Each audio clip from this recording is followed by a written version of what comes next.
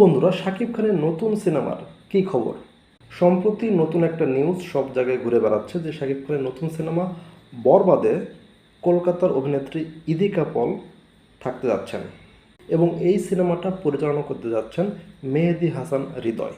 আবার এই সিনেমার বাজেটও নাকি হতে যাচ্ছে প্রায় 15 কোটি টাকা।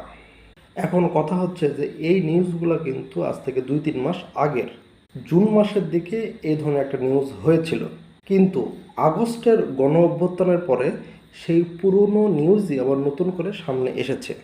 এখন ব্যাপারটা হচ্ছে যে আদৌ কি এই সিনেমা কাজ শুরু হবে কি না। ইদিকা পাল কিন্তু বলেছেন যে তার সাথে এখনও কেউ এই সিনেমা নিয়ে যোগাযোগ করেনি। এখন প্রাথমিক অবস্থায় নায়িকা হিসেবে ইদিকা পালের কথা আসলেও পরবর্তীতে সেটা চেঞ্জও হতে পারে।